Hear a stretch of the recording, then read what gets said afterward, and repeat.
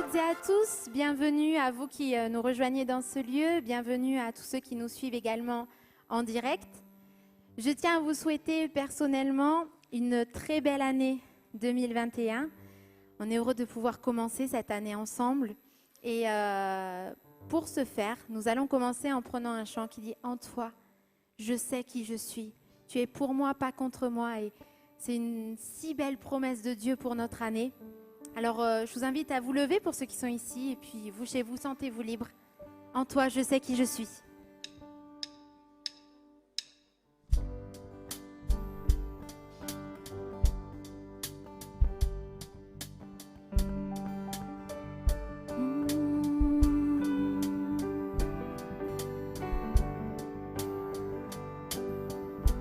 Qui suis-je pour que le roi des cieux m'ouvre ses bras?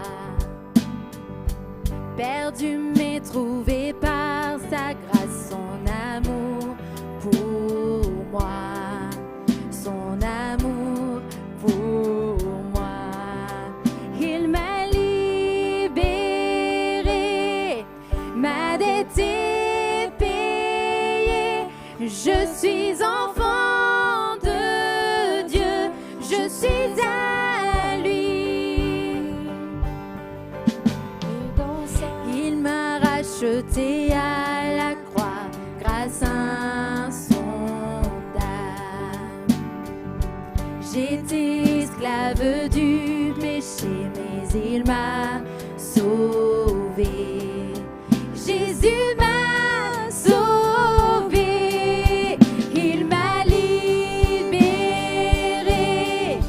Ma dette est payée. Je suis enfant de Dieu. Je suis à lui. Et dans sa maison, j'ai trouvé ma place.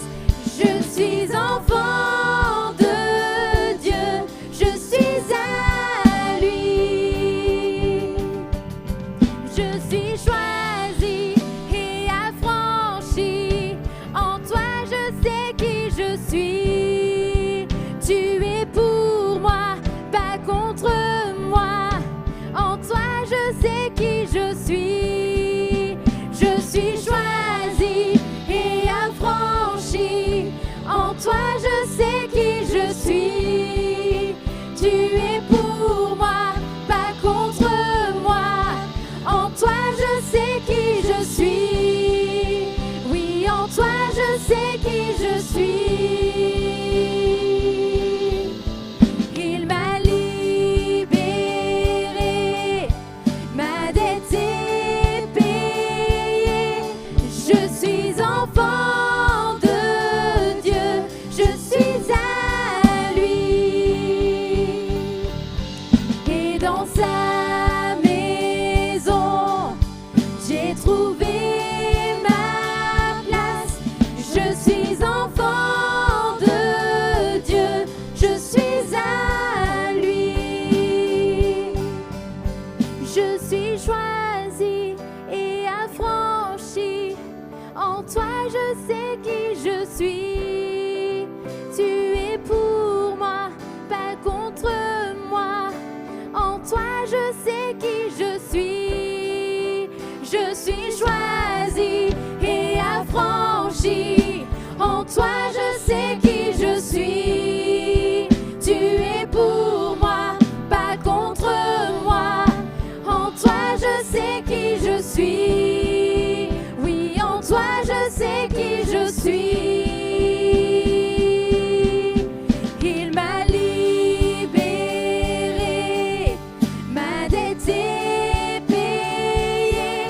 Je suis enfant de Dieu, je suis à lui. Et dans sa maison, j'ai trouvé ma place. Je suis enfant de Dieu, je suis à lui. Et dans sa maison, j'ai trouvé ma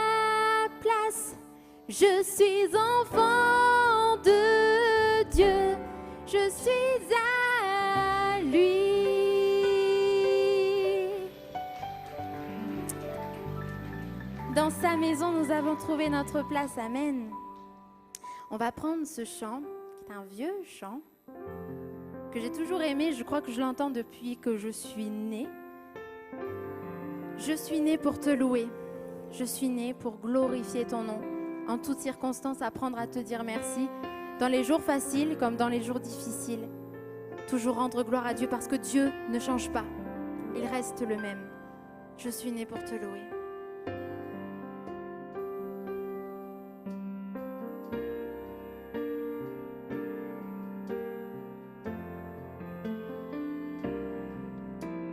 Je suis née pour te louer.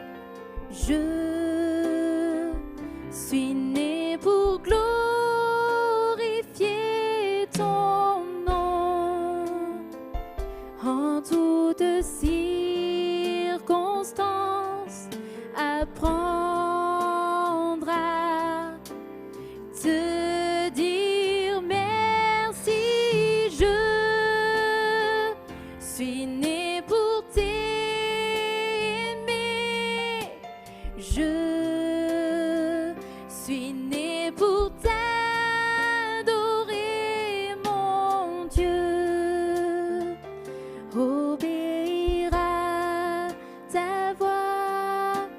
Je suis faite pour toi.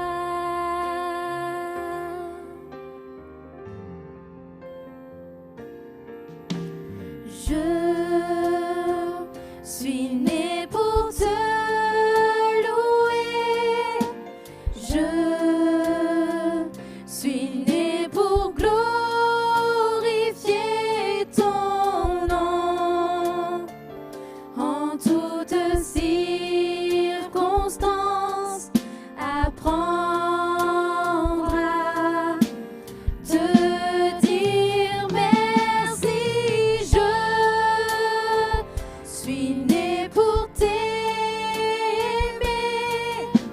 Je suis née pour t'adorer, mon Dieu. Obéir à ta voix. Je suis faite pour toi.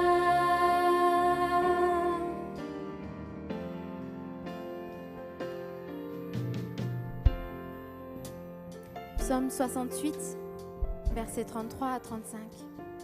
Royaume de la terre, chantez à Dieu. Célébrez le Seigneur. Chantez à celui qui s'avance dans les cieux éternels. Voici, il fait entendre sa voix puissante. Rendez gloire à Dieu. Sa majesté est sur Israël et sa force dans les cieux. Chantez à celui qui s'avance dans les cieux éternels. Voici, il fait entendre sa voix puissante. Rendez gloire à Dieu.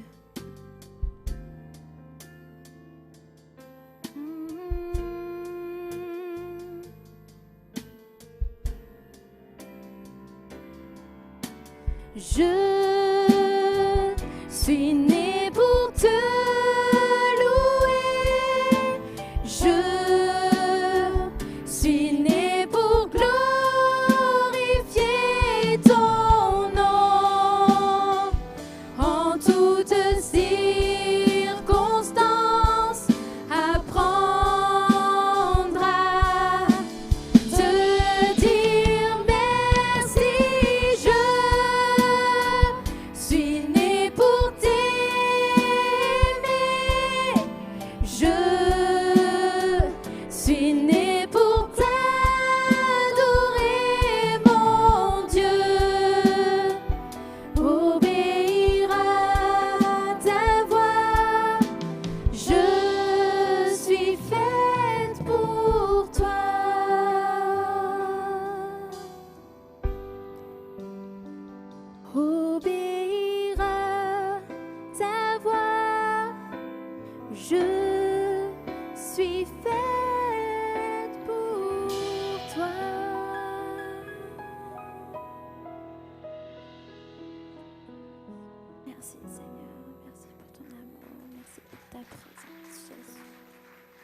sommes nés pour te louer. Prenons quelques instants pour louer, pour adorer notre Seigneur.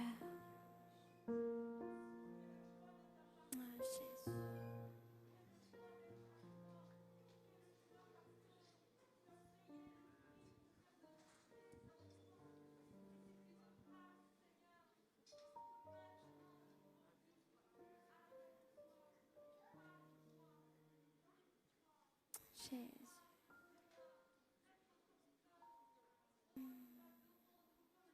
Amen.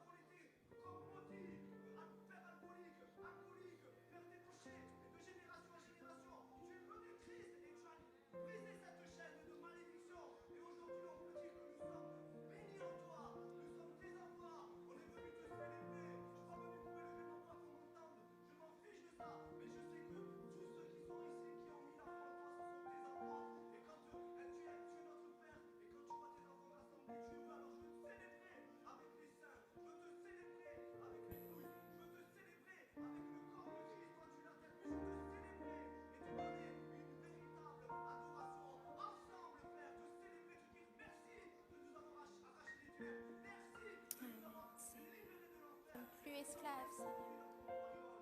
Tu es le trône de grâce, tu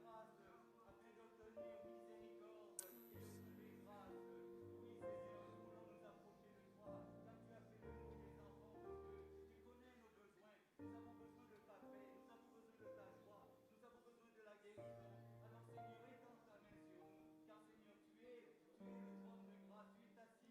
Seigneur, tu connais toutes choses. Rien n'est secret pour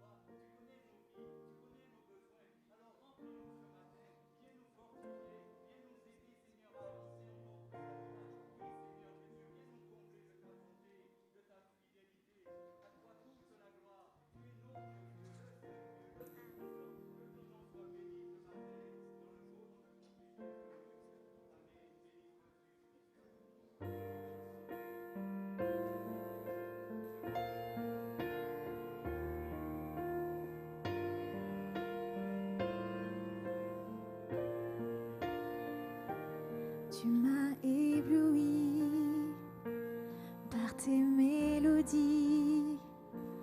Tu m'entoures d'un chant d'amour, chant de délivrance devant mes ennemis. Toutes mes craintes s'enfuient. Je ne suis plus esclave de la peur.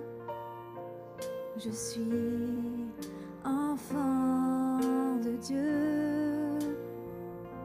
Je ne suis plus esclave de la peur. Je suis enfant de Dieu. Avant ma naissance, tu m'avais choisi, appelé par mon nom. Tu m'as adopté, je suis de ta famille. Ton sang coule dans mes veines. Je ne suis plus esclave de la peur. Je suis enfant de Dieu. Je ne suis plus esclave de la peur. Je suis enfant de Dieu.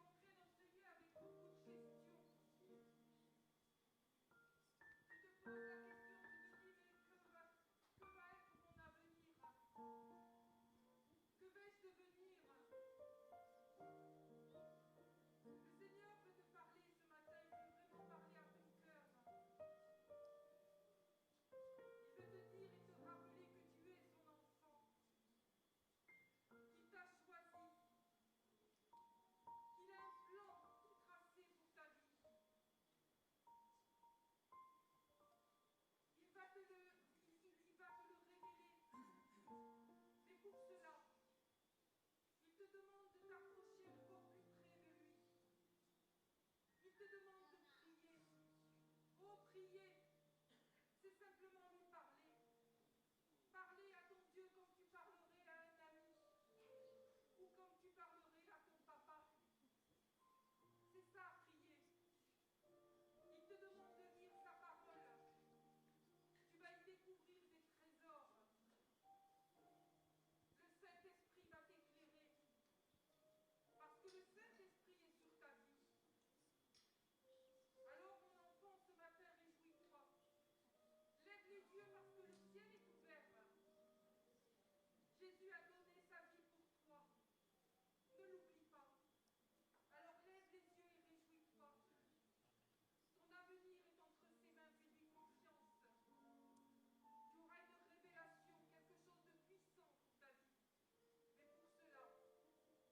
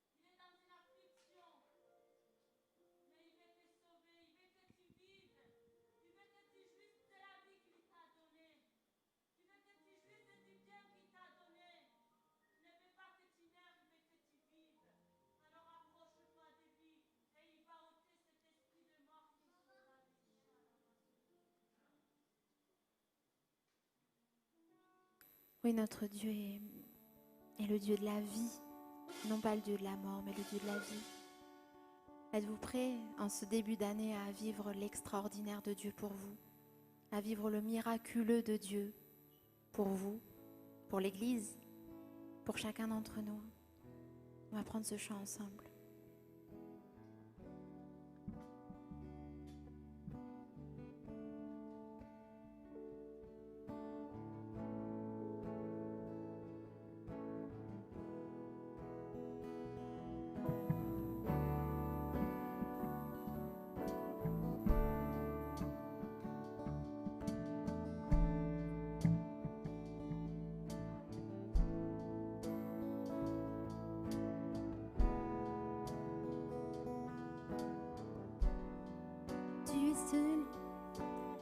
Je crois qu'il y a un souci au niveau de l'intro.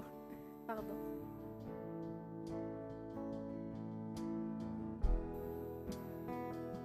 Merci.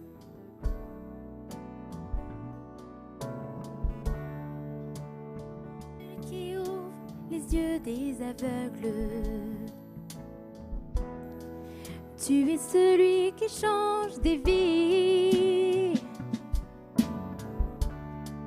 Tu prononces une parole, ce qui était mort reprend vie. Jésus, tu es celui qui a inspiré cette œuvre, qui l'amènera jusqu'au bout.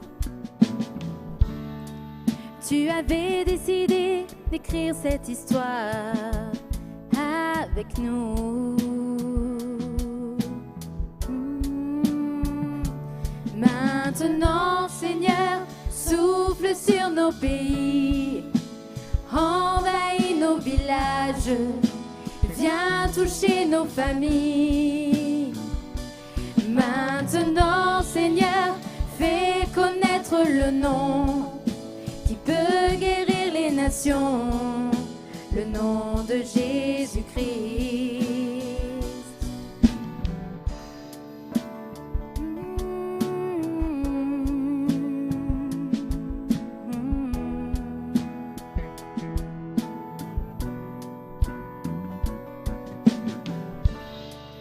Tu es celui qui a inspiré cette œuvre, qui l'amènera jusqu'au bout. Tu avais décidé d'écrire cette histoire avec nous. Maintenant, Seigneur, souffle sur nos pays, envahis nos villages, viens toucher nos familles. Maintenant, Seigneur, fais connaître le nom qui peut guérir les nations, le nom de Jésus-Christ. Maintenant, Seigneur, souffle sur nos pays, envahis nos villages, viens toucher nos familles. Maintenant, Seigneur, fais connaître le nom qui peut guérir les nations, le nom de Jésus-Christ. Les défis sont grands, nous en avons conscience. Tu les connais mieux que nous, Jésus. Mais nous voulons croire que rien n'est impossible. Saint-Esprit, nous demandons que maintenant, Seigneur, souffle sur nos pays, envahis nos villages, viens toucher nos familles.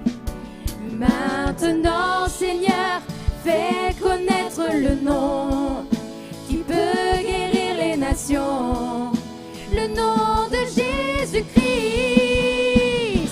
Maintenant, Seigneur, souffle sur nos pays, envahis nos villages, viens toucher nos familles. Maintenant, Seigneur, fais connaître le nom qui peut guérir les nations, le nom de Jésus-Christ. Oh, fais tomber la pluie d'en haut, fais tomber la pluie du ciel.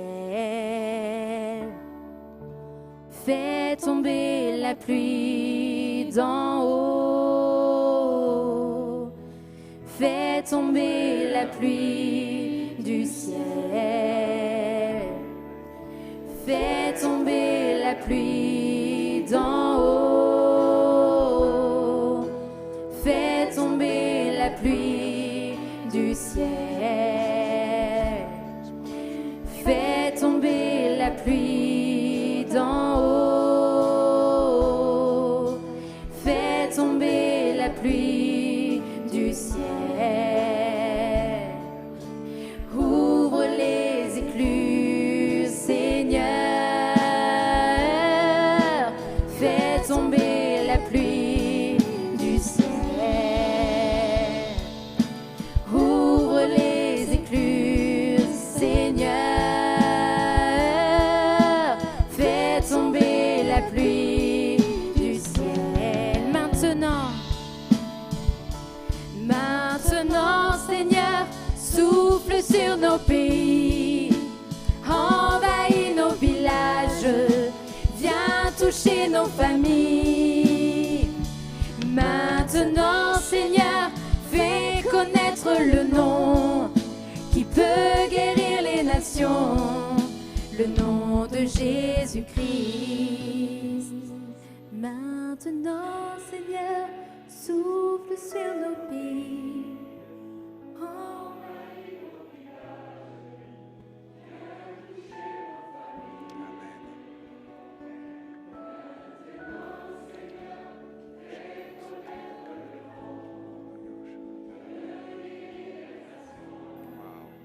Le nom de Jésus-Christ.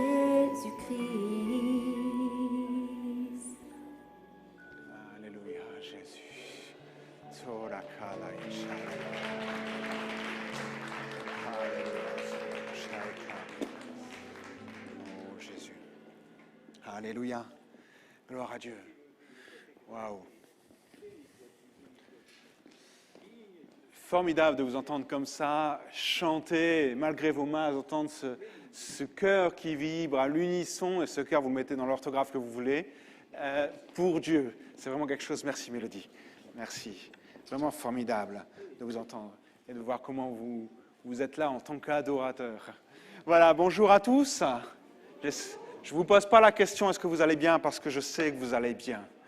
Voilà. Et même si jamais, des fois, peut-être, on est un peu vacillant dans notre foi ou dans les choses qui nous entourent, je sais que Dieu est là et pour prendre soin de chacun d'entre nous. Bienvenue aussi à tous ceux qui nous rejoignent par Internet et soyez les bienvenus d'où que vous soyez et quel que soit l'horaire de la semaine où vous nous rejoignez. Voilà, on croit que le Seigneur va aussi vous bénir dans ces instants au travers de ces moments. Ce matin, on va tout de suite passer à la prédication et on reviendra à la fin du culte à partir de maintenant sur tout ce qui concerne la vie de l'Église. Mais j'aimerais qu'on puisse garder ce qu'on a reçu là et puis maintenant se projeter au travers de la parole de Dieu. Quelqu'un disait cela une fois, il m'avait expliqué, il fait voilà, la louange ouvre les cœurs, dispose les cœurs. Et le prédicateur vient avec la parole et les remplit. Eh bien, je souhaite qu'au travers de l'ouverture que vous avez donnée à Dieu ce matin, maintenant la parole puisse venir remplir et répondre aux questions, aux interrogations, vous construire, vous faire aller de l'avant avec Jésus. Voilà, je pensais qu'il y aurait plus de monde qui aurait dit Amen, mais je m'en contenterai, c'est un début. La semaine passée, je vous expliquais que j'avais étudié avec vous, on avait vu ensemble le sacrifice d'Isaac ou le sacrifice d'Abraham, comme vous le voyez. Et je vous ai dit, on va certainement le faire en 2 fois. Et bien maintenant, c'est une certitude. On va le faire en 2 fois, et la deuxième fois, c'est aujourd'hui. Donc, je voudrais prendre avec vous, alors vous pouvez ouvrir vos Bibles pour suivre ce passage. Vous savez comment on procède, on regarde, on s'arrête presque aux mots, aux phrases, et on en traduit les choses. Genèse 22, les versets 1 à 19, c'est donc notre passage où Dieu demande à Abraham de lui apporter en offrande, de lui sacrifier son fils. Et je disais, c'est un passage qui nous bouscule quand même dans notre manière de voir les choses, de penser. C'est inhumain, immoral. Dieu qui demande le sacrifice d'un enfant à un père en plus, on a du mal à comprendre. Mais on avait vu déjà la semaine passée que ce n'était pas du tout la pensée du texte. C'est la première lecture brute qu'on peut avoir, on regarde le texte, mais il y a toute une symbolique là derrière. Rappelons-nous qu'Abraham a plus de 100 ans, puisqu'il a eu son fils dans sa vieillesse, à l'âge de 100 ans. Dans sa vieillesse, sachant qu'Abraham a vécu 175 ans, je dirais presque que c'est la moitié de sa vie, à quelques années près, donc c'est peut-être pas tant que sa vieillesse que ça, mais voilà. Et on avait lu, je le relis un petit peu avec vous pour nous remettre dans le contexte du passage et faire un court rappel de ce qu'on avait vu la semaine passée. On avait vu, donc le verset 1 nous dit ceci, « Après ces choses, Dieu mit Abraham à l'épreuve et lui dit, Abraham, et il répondit, me voici. Dieu dit, prends ton fils, ton unique, celui que tu aimes, Isaac, va-t'en au pays de Morija, et là, offre-le en holocauste sur l'une des montagnes que je te dirai. » On s'aperçoit dans ce texte que Dieu veut tester, éprouver la qualité de la foi d'Abraham. Et ça, on ne peut pas l'oublier quand on lit le texte. Si on l'oublie, on sort du contexte et on en fait une histoire, en effet, qui peut être inhumaine et qui peut vraiment nous paraître en dehors de toute réalité ou même volonté de Dieu. Dieu va utiliser Isaac, et tout compte fait cette épreuve, pour qu'Abraham réalise la place qu'il occupe. Je ne parle pas d'Isaac en lui-même. Le problème, ce n'est pas Isaac. Le problème, c'est ce qu'il représente aux yeux d'Abraham. C'est ça le vrai problème. Le problème, ce n'est pas Isaac. Isaac n'est pas un problème en soi. Il est la continuité de la bénédiction et des promesses qui ont été faites à Abraham. Non, c'est ce qu'il représente aux yeux d'Abraham. Et on avait vu ensemble qu'il pouvait y avoir des choses qui viennent prendre place dans notre cœur, et quand ils prennent place, ils prennent la place de quelqu'un d'autre. Ils prennent la place de Dieu. On avait vu 5 familles, on va dire ça comme ça, 5 généralités, nos possessions. Nos possessions, pas forcément ce qui a de la valeur pécuniaire, mais des fois ce qui a de la valeur sentimentale à nos yeux. Il y a des choses qui prennent de la place et qui prennent la place de Dieu, notre position aux yeux des autres. On avait vu aussi que ça pouvait être ce qui nous identifiait, alors que tout compte fait, ce qui nous identifie, c'est le regard de Dieu sur notre vie. Qu'est-ce qu'on représente pour lui et qui sommes-nous à ses yeux?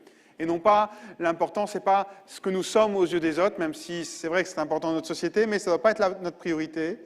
Nos rêves, parfois, on a des rêves dans la vie et Dieu demande d'y renoncer, parce qu'on peut, au travers de rêves, donner toute notre énergie, tout ce qu'on est pour les voir se réaliser. Parfois, c'est nos relations. Et dans le cas d'Abraham, c'était la bénédiction, la promesse de Dieu qu'il avait reçue. Je disais, Isaac n'est pas le problème, mais c'est ce qu'il représente aux yeux d'Abraham. Et c'est vrai que parfois, et c'est là que c'est très subtil tout compte fait, parce que Abraham permettez-moi de le dire comme ça, est un cadeau de Dieu, Isaac est un cadeau de Dieu pour Abraham, et d'un côté, il a pris beaucoup d'importance, et Dieu lui dit, renonce à ce cadeau que je t'ai fait. Et c'est là que ça devient compliqué d'une certaine manière. Mais on avait vu qu'Abraham a grandi au travers de cette épreuve, mais plus que ça, et on va encore le voir aujourd'hui, il a communiqué quelque chose à son fils. Il a communiqué une foi à son fils. Alors regardons maintenant et allons un petit peu plus loin après ce court rappel. Observons l'attitude d'Abraham. Je ne sais pas si vous êtes penché quelques instants suite à dimanche passé, relu ce texte, regardez un petit peu ce qu'il y a en profondeur et juste regardez l'attitude d'Abraham. Moi, elle me surprend. Elle me surprend. On sent quelqu'un de volontaire. Bon, le verset 1, on vient de le lire, mais on va le relire. Après ces choses, Dieu mit Abraham à l'épreuve et lui dit, Abraham, et il répondit, me voici. Waouh! Dieu dit, Abraham, t'es là? Et il dit, ok, je suis là. Il ne dit pas, écoute, là, ce matin, je ne suis pas bien, je suis fatigué, ou j'ai ça à faire, ou j'ai... Non, me voici. Je suis tout de suite là. Et Abraham est là, il est volontaire. Il va recevoir un commandement, une parole de Dieu qui est assez particulière, parce que Dieu va lui dire, ok, je veux que tu sacrifies ton fils. Je ne sais pas si on s'imagine un seul instant ce que ça peut faire dans le cœur, dans la foi d'Abraham. Moi, j'imagine Abraham partagé. Partagé dans la foi de ce qu'il a reçu, dans le commandement, dans la parole que Dieu vient de lui attribuer. Il a reçu quelque chose, comme on peut le recevoir, comme on a eu des prophéties tout à l'heure qui nous ont été données, comme on peut recevoir quelque chose au travers d'un chant, ou même au travers de la lecture de la parole. On reçoit quelque chose, on le saisit, on le prend par la foi. Et d'un côté, c'est tout à fait contradictoire au commandement qu'il a reçu, à ce qu'il a reçu, cette promesse qu'il a reçue.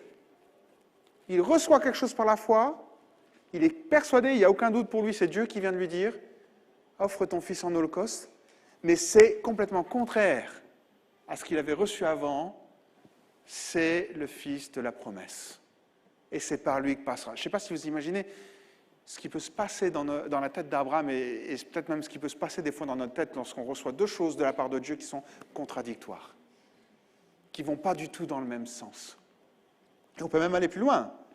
Il est partagé entre son amour, Dieu a enfin répondu, c'est quelque chose quand même qu'il a attendu pendant 100 ans d'avoir un fils. Et on a vu les combats que ça a été pour lui, ça a été vraiment très compliqué. Et là, il le reçoit, il y a son amour pour Isaac, son amour pour le don qu'il représente.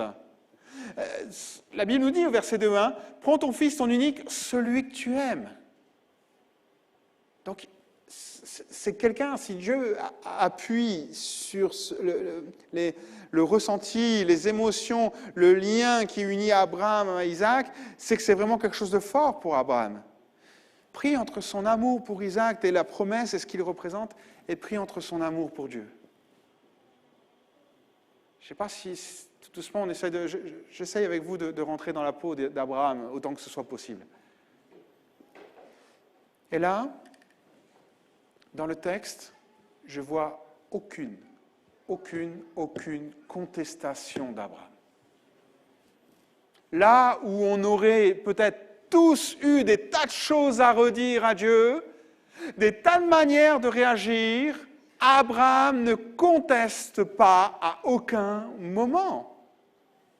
Il est dit, verset 3, Abraham se leva de bon matin, sella son âne et prit avec lui 2 serviteurs et son fils Isaac.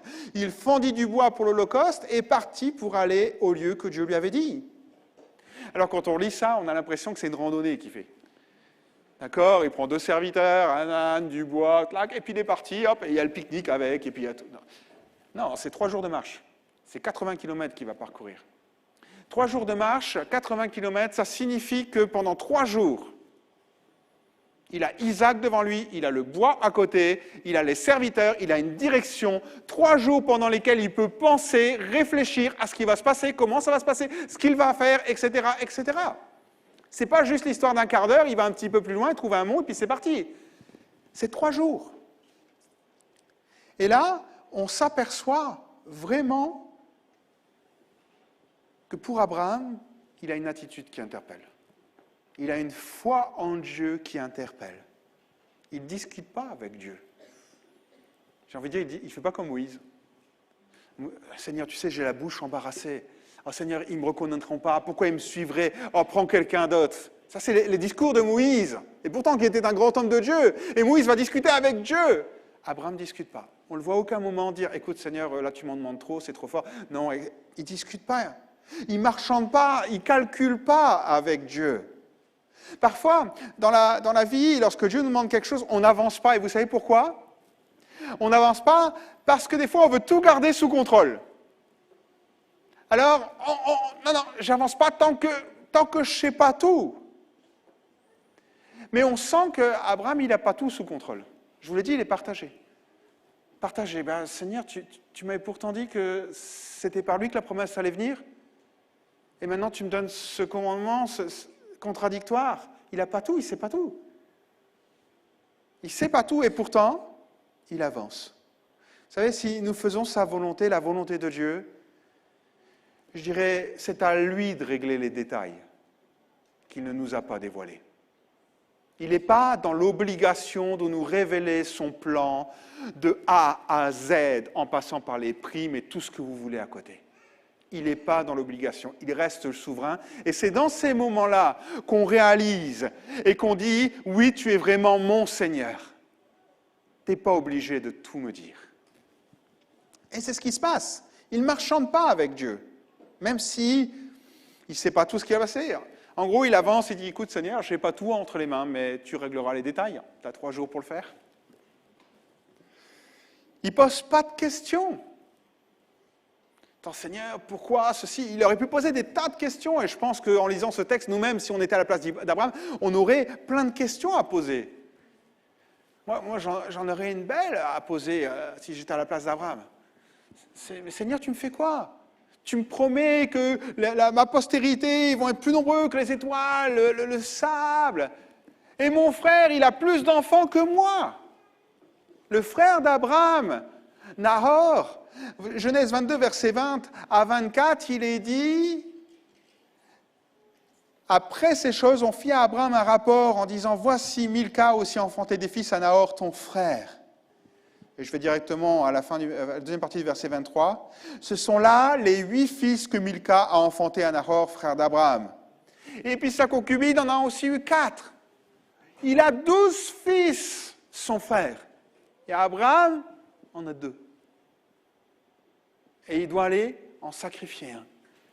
Vous imaginez les questions, Seigneur? Parce qu'il y a un moment, vous savez ce qui se passe quand Dieu nous dit quelque chose, qu'on est partagé comme ça? L'ennemi s'y engouffre, l'ennemi vient et des questions.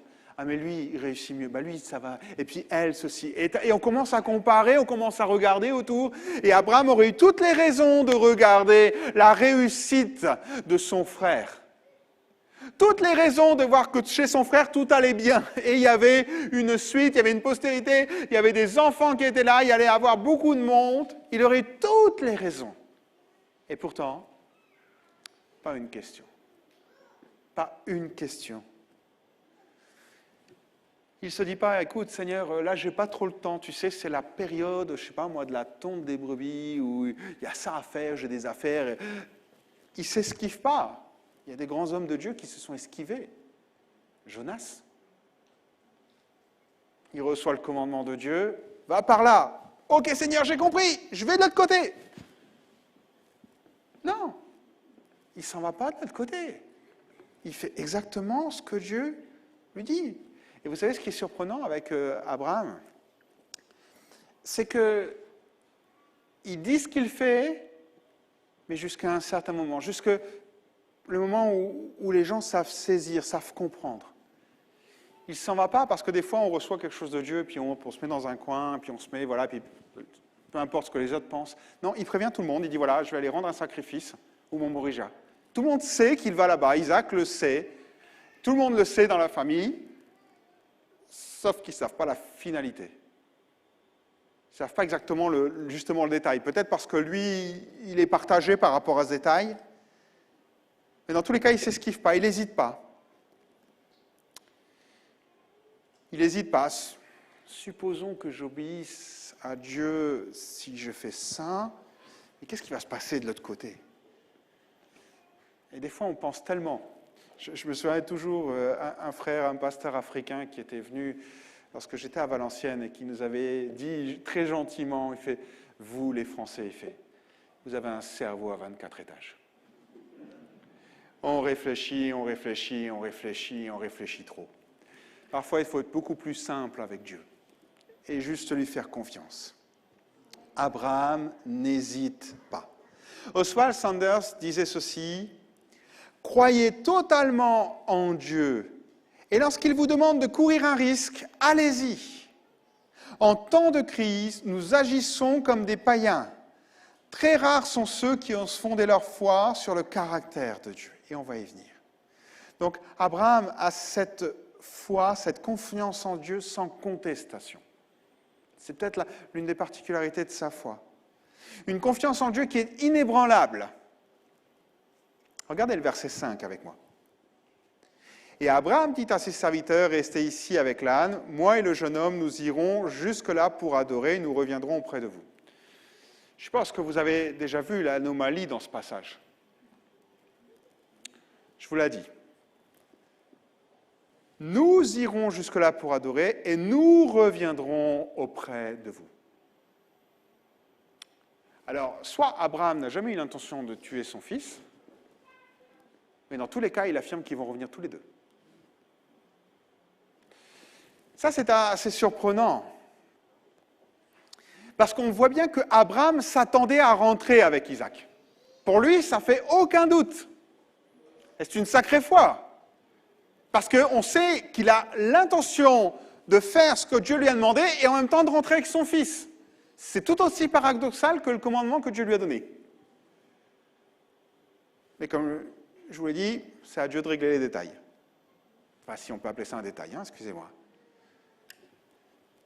Tout compte fait, c'est comme si Abraham disait « Je sais que Dieu a planifié un voyage de retour. » Et on sera tous les deux, plus les deux serviteurs, tous les quatre. C'est l'auteur de l'Épître aux Hébreux qui nous donne l'explication. Dans l'Épître aux Hébreux, on a ce chapitre 11 que vous connaissez certainement, qui est celui, ce qu'on appelle des héros de la foi. Et c'est assez surprenant quand on regarde un petit peu ce passage, parce que l'auteur de l'Épître aux Hébreux reprend beaucoup de personnages de la Bible, et il dit une phrase sur chacun d'entre eux, sauf deux d'entre eux.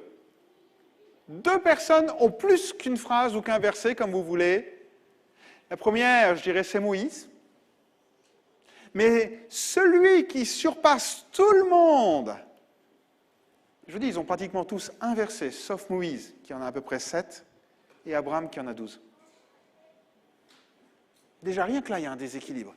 Rien que là, l'auteur des Hébreux, il regarde, il dit, mais Abraham, il est dans les héros de la foi, mais c'est le must. C'est au top. C'est celui qui est tout en haut. C'est le héros de la foi. Regardons ce qu'il dit sur Abraham, Hébreux 11, versets 17 à 19. Il parle justement du sacrifice qu'Abraham a fait, ou a voulu offrir. Et il dit, c'est par la foi qu'Abraham offrit Isaac lorsqu'il fut mis à l'épreuve, et qu'il offrit son fils unique, lui qui avait reçu les promesses, et à qui il avait été dit, en Isaac sera nommée pour toi une postérité. Il pensait que Dieu est puissant, même pour ressusciter les morts. Aussi le recouvra-t-il par une sorte de résurrection. Je vous dis, ce passage souligne la foi d'Abraham. Ce qui est assez surprenant, et il faut vraiment beaucoup de foi. Je veux dire, il en faudrait plus, il en faudrait moins pour nous de voir quelqu'un ressuscité que pour Abraham. Parce qu'avant Abraham, il n'y en a pas eu. Nous, au moins, on a des exemples dans la Bible de personnes qui sont ressuscitées. On a même parfois des témoignages. Mais Abraham, il n'avait pas tout ça. Si ça devait être le premier, ce serait le premier. Abraham n'avait jamais vécu ça et personne ne pouvait raconter qu'il avait vécu un truc pareil. Donc, une foi qui est là, mais une foi qui est en Dieu. La foi d'Abraham s'appuie sur deux choses. Elle s'appuie sur ce qu'il a reçu de Dieu. Elle s'appuie sur les promesses que Dieu a données. C'est ce qui est dit dans le passage de Hébreux 11, verset 17. Il est dit, lui qui avait reçu les promesses. La foi d'Abraham s'appuie sur ce qu'il a reçu. Notre foi s'appuie sur ce que nous avons reçu. Et souvent, on reçoit des choses, et très vite après, il y a des petites pensées qui nous viennent et qui disent « tu t'es trompé, c'est pas bon, ça se passera pas, c'est pas à la hauteur ». Il y a tout un ensemble de choses qui fait que tout compte fait, la pensée, elle est détruite jour après jour et elle est mise de côté. C'est pour ça que je vous dis parfois, prenez un journal spirituel, marquez-les ces pensées que vous recevez de Dieu, parce que vous êtes sûr que si elles viennent de Dieu et qu'elles ne se réaliseront pas tout de suite, vous allez être attaqué au point de ne plus y croire, de ne plus même vous en souvenir, de les avoir mis de côté, de vous être dit « je me suis complètement égaré, c'est pas du tout ce que Dieu veut pour moi ». Mais Abraham l'avait gardé sur son cœur. La promesse qui serait faite en Isaac, il l'avait gardée. Isaac serait le canal des promesses de Dieu. Notre foi s'appuie sur ce que nous recevons de Dieu. Mais notre foi ne s'appuie pas que sur ça, parce que sinon on pourrait partir dans tous les sens. Elle s'appuie aussi sur la connaissance de la personne de Dieu. Et elle fait appel à notre relation avec Dieu. C'est pour ça que c'est important de passer du temps dans la prière, passer du temps chaque jour devant lui, parce que c'est dans ces moments-là qu'on apprend à le connaître. C'est dans ces moments-là, dans la louange, dans la lecture de la parole, dans la prière, on apprend à le connaître, on prend un temps avec lui. Et on apprend à connaître sa personne. Et pour Abraham, il y a des choses qui sont très claires, et pour nous aussi. C'est que Dieu, premièrement, il est toujours fidèle. Dieu ne ment pas. Alors si Dieu a donné cette promesse à Abraham que ce serait par Isaac que la promesse arriverait, il n'y a aucune raison de douter. Vous allez dire, ouais, mais attends, il a quand même dit de sacrifier son fils. Ouais, ok, mais c'est un détail. Vous souriez. Ben oui, c'est un détail. On ne sait pas comment ça va se réaliser. Dieu a demandé, ok, mais c'est à lui de régler les détails. Si on peut appeler ça un détail, comme je le dis. Et la deuxième chose que Abraham connaissait, et c'est ce que nous dit le texte de Hébreux 11, c'est que Dieu a un pouvoir illimité. Je relis Hébreux 11. Il le dit, au verset 19, « Il pensait que Dieu est puissant même pour ressusciter les morts, ainsi le recouvra-t-il par une sorte de résurrection. » Je répète, Dieu m'a dit ça. Dieu est fidèle. Il ne ment pas. Dieu est tout-puissant pour faire tout ce qu'il veut. Ok, je n'ai pas à m'inquiéter. La déduction est tellement logique en soi, je n'ai pas à m'inquiéter. Je ne sais pas ce qui va se passer. Mais je sais une chose, c'est que ça va bien se passer. Je ne sais pas si on commence à rentrer dans la foi d'Abraham, là. On comprend le « nous monterons, nous descendrons ». On comprend que tout compte fait, dans tout cela, Abraham a manifesté une foi exemplaire. Pour lui, la conclusion est simple. Dieu va ressusciter Isaac, il va faire quelque chose. Toujours Oswald Sanders disait ceci, « La foi est l'effort héroïque de votre vie. Vous vous abandonnez au Seigneur avec une confiance illimitée. La foi est l'effort héroïque de votre vie. Vous vous abandonnez au Seigneur avec une confiance illimitée. » C'est exactement ce que va vivre Abraham. Une confiance illimitée en Dieu. Sans limite. parfois nous sommes invités à renoncer à certaines choses dans notre vie, parce qu'elles gouvernent notre vie. Elles les dirigent, elles ont pris le contrôle. Et tout compte fait, quand Dieu présente Isaac, il dit, celui que tu aimes, ton unique, celui que tu aimes, ce n'est pas l'unique, il y a encore Ismaël. Mais pour Abraham, c'est l'unique. Et ça avait tendance à gouverner, à prendre la place de Dieu. Et Dieu va dire, abandonne-le. Abandonne la promesse. Parce que tu t'attaches plus à la promesse qu'à moi. Tu t'attaches plus à ce que tu as reçu qu'à moi. Abandonne tout ça. Et c'est à partir du moment où Abraham peut abandonner ces choses-là, c'est à partir du moment où on va abandonner certaines choses qui prennent trop de place dans notre vie, qu'on va les remettre à Dieu, qu'on va les mettre sur l'autel. Et rappelez-vous, c'est l'autel des holocaustes, c'est-à-dire qu'on remet tout entièrement. Ce n'est pas juste une portion, ce n'est pas juste un petit truc ici, ce n'est pas juste une partie, ce n'est pas juste la moitié, les trois quarts, tout ce que vous voulez, c'est tout qui est consumé sur l'autel des holocaustes. Et c'est à partir de ce moment-là que Dieu dit, je vais ressusciter les choses. Je vais ressusciter cette promesse. Parce que maintenant, je sais qu'elle ne prend pas ma place dans ton cœur. Dieu est capable de ressusciter les choses qui sont en nous. Les rêves brisés, les relations difficiles. Il est capable de ressusciter les rêves, les appels sur les vies. Il est capable de ressusciter les bénédictions, les promesses qu'il nous a faites. Mais est-ce que nous, on est prêts à lâcher ? Et quand on dit lâcher, ce n'est pas des mots des bouts de lèvres. C'est ce qu'on est prêt à le lâcher. Avec tout ce que ça comporte, avec l'attitude que ça comporte, qui va jusqu'à Morija, qui va faire 3 jours de marche et peut-être 3 mois ou 3 ans de marche avant de voir quelque chose se passer. Est-ce qu'on est prêt à lâcher tout ça ? Si on est prêt à lâcher tout ça, si on est prêt à aller jusqu'au bout, à montrer notre détermination à Dieu, comme quoi on est prêt à tout mettre sur l'autel et à lui dire, Seigneur, tu m'as promis quelque chose, c'est vrai que j'y tiens, mais maintenant je le laisse, et même si tu ne me le redonnes pas, c'est pas grave.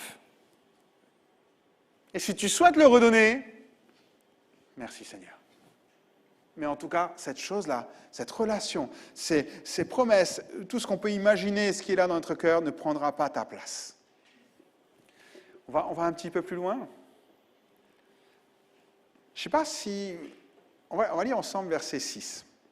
Abraham prit le bois, donc ils sont arrivés en bas du mont Morija, et puis hop, il dit à ses 2 serviteurs de rester sur le côté, et puis il dit à son fils, voilà, Abraham prit le bois pour l'Holocauste, le chargea sur son fils Isaac, et porta dans sa main le feu et le couteau, et ils marchèrent tous deux ensemble. Je pense qu'on a une image tronquée de ce qui est en train de se passer là. Parce qu'on a eu des tableaux qui se sont faits à diverses époques, et on voit Abraham qui tient la main d'un enfant, et ils montent tous les deux sur le mont Morija. Alors, on relit le passage ensemble. Abraham prit le bois pour l'Holocauste et le chargea sur son fils. Le chargea sur son fils. Je ne sais pas combien de kilos de bois il y a, mais son fils n'est pas une mule. Ce que je veux dire par là, c'est que si c'est son fils qui prend le bois, c'est qu'il est en âge avec la force pour le porter. Isaac n'est plus un enfant. Et l'image que j'ai lorsque je lis ce texte, c'est un vieillard qui prend une torche et un couteau pour escalader une montagne, et un jeune homme dans sa vigueur et dans sa force qui, lui, va prendre le bois pour aller en haut. Est-ce que vous voyez l'image ? On n'est pas dans l'image de l'enfant de 3 ans, 5 ans, 6 ans qui monte derrière son père en tenant la main. Non. Isaac est un jeune homme. Il n'est plus un enfant. Il est en âge de porter le bois. Il a la force de le porter pour monter sur une montagne. Donc il est en âge de réfléchir. Il sait très bien ce qui est occupé de se passer. D'ailleurs, il va le demander à son père. Au bout d'un moment, il s'inquiète quand même. On n'a rien acheté sur la route. On arrive à l'endroit prévu et mon père ne s'est pas arrêté près d'un producteur local et a pris un mouton, un bélier ou ce qu'on veut. Et puis tout compte fait, maintenant, la dernière centaine de mètres, je ne sais pas, et ben, hop, on se retrouve que lui est son père. Verset 7, il est dit, alors Isaac parlant à Abraham, son père dit, mon père. Et il répondit, « Me voici mon fils. » Isaac reprit, « Voici le feu et le bois, mais où est l'agneau pour l'Holocauste ?» Abraham répondit, « Mon fils, Dieu se pourvoira lui-même de l'agneau pour l'Holocauste. » Et ils marchèrent tous deux ensemble. Lorsqu'ils furent arrivés au lieu que Dieu lui avait dit, Abraham y éleva un autel, rangea le bois, il lia son fils Isaac et le mit sur l'autel par-dessus le bois. Imaginez-vous juste un instant si la voix d'Abraham commence à bégayer, si les émotions commencent à venir, si le doute commence à transpirer. Imaginez-vous juste un instant de la panique que ça peut créer chez Isaac. Si Isaac suit son père comme ça, c'est parce que son père est tranquille et calme. C'est parce que son père place sa confiance dans l'Éternel. Et indirectement, il influence son fils. De la manière que nous, en tant que parents, on sait que si nous, on est calme, nos enfants vont être, enfin, calme, comprenez, je ne parle pas d'enfants énervés, mais dans des situations difficiles, si nous gardons notre calme et notre sang-froid, on influence et on fait rebaisser la tension au travers de la famille. J'aime cette phrase qui est là, même si je ne vais pas la développer là, « Dieu se pourvoira lui-même ». Ok, on sait à quoi ça fait allusion, on va y revenir après. Mais Isaac est tranquille, calme, obéissant. Il continue à aider son père. Jusque-là, tout va bien. Il transporte le bois, il prépare l'autel avec son père. Et là, ce qui nous interpelle, c'est qu'il se laisse ligoter et mettre sur l'autel. Je vous rappelle l'image de départ, et c'est là que c'est important. Ce n'est pas un enfant de 3 ans qu'on maîtrise. C'est un jeune homme qui est capable de porter du bois.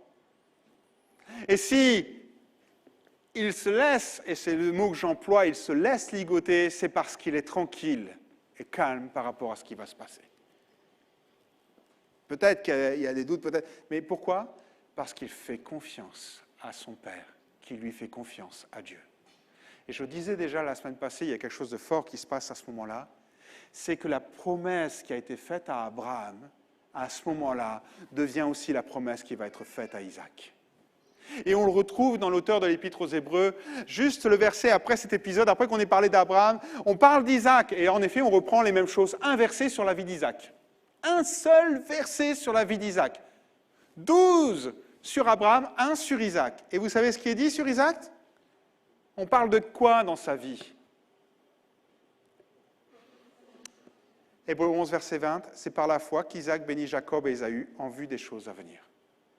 La seule chose qui marque la foi d'Isaac, c'est la promesse que son père a reçue et la manière dont il garde la foi et dont il a foi dans cette promesse que lui aussi n'a pas vue se réaliser.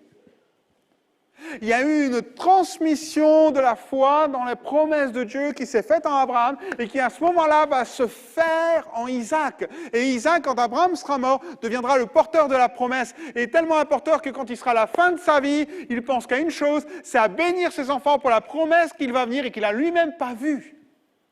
Et je dirais pas reçue, comme son père. Ce moment-là est un moment où la foi a été transmise. Et ça n'était plus la promesse d'Abraham, c'est devenu aussi la promesse d'Isaac. Combien de fois, quand nous passons par des épreuves, des moments difficiles, les gens nous observent, et je pense à nos enfants, mais ça peut être les gens autour de nous, nos familles, et leur regard sur nos vies, c'est « comment vous vivez ça ?» Et c'est le moment de leur transmettre notre foi. C'est le moment de leur transmettre notre foi, en disant « on a confiance en Dieu ». Dans le calme, dans la confiance. Et sa confiance est récompensée. Verset 10, il dit « Puis Abraham étendit la main et prit le couteau pour égorger son fils. Alors l'ange de l'Éternel l'appela des cieux et dit « Abraham, Abraham !»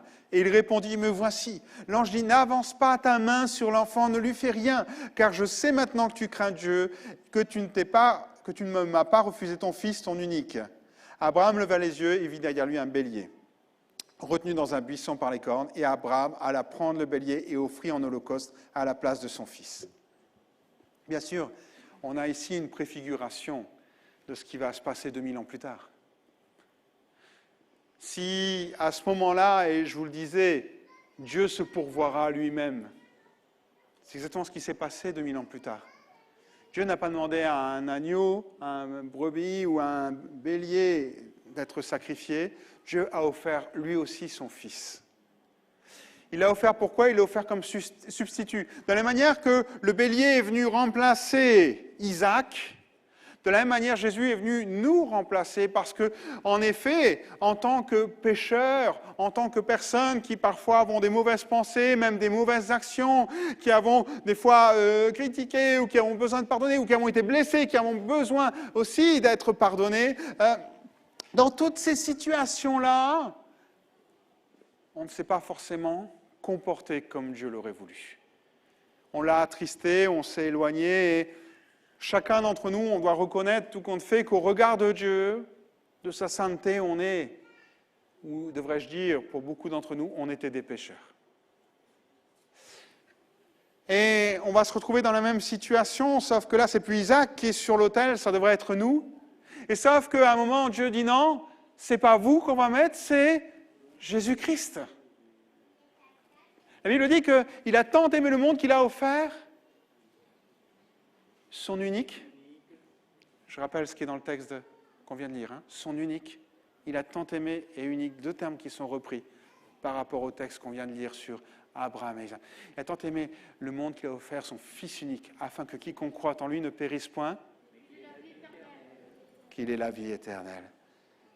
Tout compte fait, le sacrifice d'Isaac est une préfiguration de ce qui va se passer avec Jésus.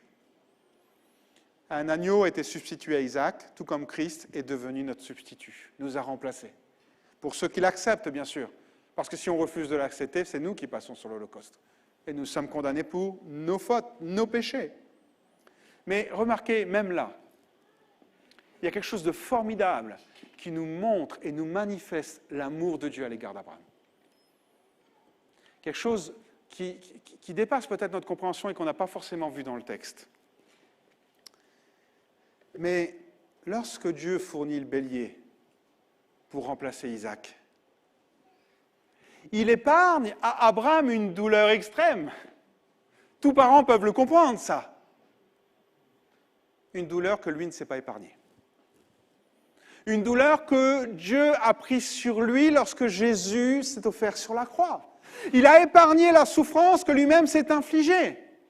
Il n'a pas voulu qu'Abraham porte cette souffrance-là sur lui, alors que lui se l'est imposée en laissant mourir Jésus-Christ sur la croix. Ça montre à quel point, même dans cette histoire, Dieu est attentionné à l'égard d'Abraham. À quel point il est attentionné au travers de chacun d'entre nous et des épreuves et des difficultés qu'on peut. Il ne supporte pas qu'on prenne des choses, des douleurs, des souffrances, des tristesses excessives, quand la disposition de cœur est bien sûr celle d'Abraham. Mais il est prêt, lui, pour nous, à s'infliger des choses qu'il refuse qu'on vive. Et je pense que ça nous montre à quel point Dieu nous aime. Ça nous montre à quel point il y a une bienveillance à notre égard. Alors laissez-moi conclure. C'est vrai qu'on vient de le voir, le test, l'épreuve d'Abraham, c'est sa confiance en Dieu. Abraham n'a pas discuté. Aussi dur qu'étaient les paroles, il n'a pas discuté. Il n'a pas laissé les circonstances lui dicter sa conduite. Il a transmis sa foi en Dieu et en ses promesses, en montrant lui-même l'exemple. Et tout compte fait, cette foi qu'il avait, elle s'est communiquée. Et il y a un verset qui est fort et qui, je pense, nous parle à tous, c'est le verset 14, la fin de notre passage. À la fin de cet holocauste où le bélier a remplacé Isaac, il est dit « Abraham donna à ce lieu le nom de Jéhovah Jireh. C'est pourquoi l'on dit aujourd'hui, à la montagne de l'Éternel, il sera pourvu. » La montagne en question, je ne sais pas si vous le savez ou si vous avez fait le rapprochement, mais dans 2 Chroniques, chapitre 3, verset 1, il est dit « Salomon commença à bâtir la maison de l'Éternel à Jérusalem sur la montagne de Morija. » La montagne de Morija, où Abraham a été amené faire le sacrifice, va devenir l'endroit où le temple va être bâti. Où Salomon va bâtir le temple. à ce moment-là, lorsque le sacrifice a pris place, c'est une préfiguration de ce qui allait venir, un accès envers Dieu, parce que les montagnes sont toujours des lieux de rencontre avec Dieu d'une manière particulière. Et Abraham, long de 100 ans de vie avec Dieu, va expérimenter, va découvrir Dieu encore sur une autre facette. Celui qui pourvoit. Ce qui est surprenant aussi, c'est que le mot pourvoir, c'est aussi voir. J'ai envie de dire, l'Éternel qui voit. L'Éternel qui a vu le cœur d'Abraham. L'Éternel qui a vu la confiance qu'il avait en lui. L'Éternel qui, au début du passage, le dit, je vais t'éprouver. Mais j'ai vu. L'Éternel qui est capable de voir ce qu'il y a au fond de nous-mêmes. Chacun d'entre nous, on n'est pas à Jérusalem, on n'est pas sur une montagne, mais on est dans la présence de Dieu. Et lorsqu'on vient comme ça le dimanche matin, ou qu'on est derrière un écran et qu'on regarde ces moments, on a tous une attitude de cœur qui est là. Et je peux vous dire une chose, Dieu voit le sacrifice. Sacrifice lié à des problèmes de santé, des problèmes relationnels, des problèmes, tout ce qu'on peut avoir, il voit le sacrifice qui est là. Parce que, je vous le répète, le mot pourvoir, c'est le même que voir. L'Éternel voit ce qu'il y a dans notre cœur. Et lorsqu'on vient comme ça, comme Abraham est venu et se présenter devant l'Éternel, juste pour adorer. Vous savez, ces moments, on les appelle un culte, apporter un culte à l'Éternel. Notre attitude devrait être plus dans le apporter que de recevoir. On devrait être plus dans le j'apporte ma louange, j'apporte ma reconnaissance, j'apporte ce que je suis, avec beaucoup d'imperfections certes, mais j'apporte. Et vous savez quoi? Dieu voit. Dieu voit. Il voit le sacrifice que tu as fait, il voit comment ça ne va pas, peut-être à ton travail, il voit qu'il y a tel problème, que tu as tel conflit intérieur, il voit ces choses-là. Deutéronome 16, verset 16, il a dit, 3 fois par année, tous les mâles d'entre vous se présenteront, c'est le même mot, exactement le même mot que voir pour voir, se présenteront devant l'Éternel, ton Dieu, dans le lieu qu'il choisira, à la fête des pains sans levain, à la fête des semaines, à la fête des tabernacles. On ne paraîtra, le même mot, il est traduit de 2 manières différentes, mais c'est le même mot en hébreu. On ne paraîtra point devant l'Éternel les mains vides. Chacun d'entre nous, ce matin, on est venu, peut-être qu'il y en a qui vont moins bien, on l'a entendu au travers de prophéties, et merci parce que Dieu encourage au travers des prophéties. Il y en a peut-être qui vont moins bien que d'autres. Il y en a peut-être qui vont bien, mais tant mieux. Merci Seigneur et remerciez-le pour les bénédictions que vous avez. Il y en a d'autres qui vont peut-être moins bien. Mais Dieu voit le sacrifice. Dieu voit ce que vous avez apporté ce matin. Vous êtes peut-être venu servir, vous êtes peut-être venu faire diverses choses. Ça fait peut-être plusieurs semaines que vous traînez certaines souffrances. Mais l'Éternel voit. Et j'ai envie de dire plus loin. Si l'Éternel voit le sacrifice que vous apportez, alors l'Éternel pourvoit. Parce que c'est tout le résumé de ce passage. C'est dans la présence de Dieu que l'Éternel voit notre cœur d'adorateur. Et c'est à ce moment-là qu'il vient pourvoir. Vous savez, Dieu ne pourvoit pas avant qu'on veuille faire un sacrifice personnel.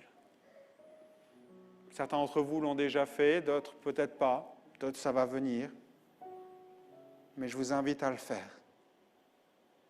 Renonçons à ce qui nous tient captifs, ce que nous chérissons plus que lui. Est-ce qu'on peut peut-être ensemble prendre un temps et à la fin de ces moments, j'ai envie d'une chose et j'espère que c'est votre cas aussi, c'est juste de louer Dieu. Juste, prenons quelques instants ensemble. Alors, je vais vous laisser libre parce que je pense que ça doit venir des cœurs. Si vous souhaitez vous lever, vous pouvez vous lever. Si vous souhaitez rester assis, vous pouvez rester assis. Mais qu'on puisse tous se sentir libres de louer l'Éternel pendant que la musique joue.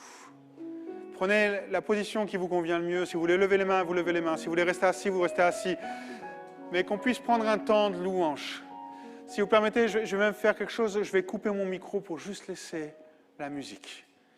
Et je voudrais que, comme tout à l'heure quand on chantait, il n'y a qu'un seul cœur qui s'élève.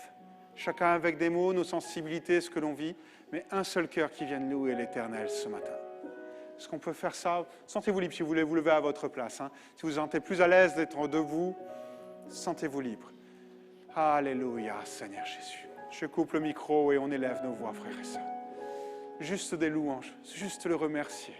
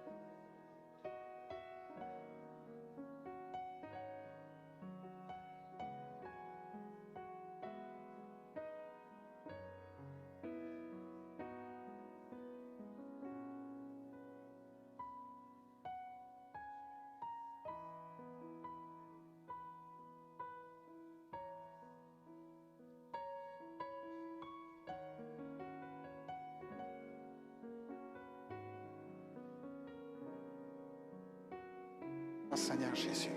Alléluia. Alors que nous nous approchons de toi, Seigneur, nous nous abandonnons entre tes mains, Seigneur mon Dieu.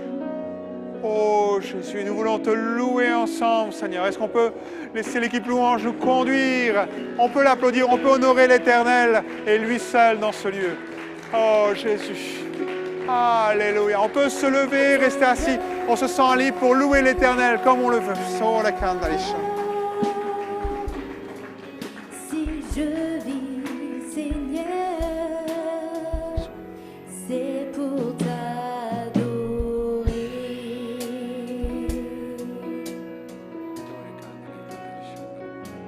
Quand je contemple ta sainteté, et quand je contemple ta beauté, et quand toutes les choses pâlissent à ta lumière,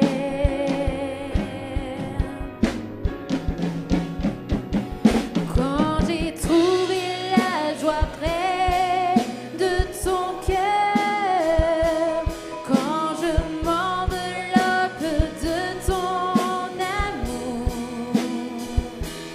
et quand toutes les choses pâlissent à ta lumière, oh je t'adore, oui je t'adore.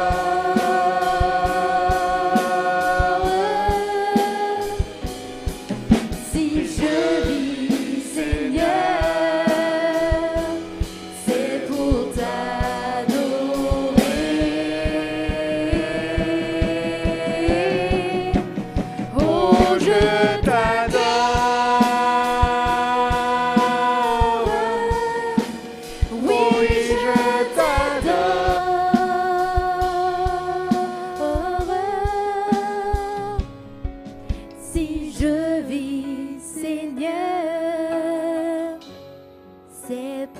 t'adorer. Alléluia, Jésus. Alléluia.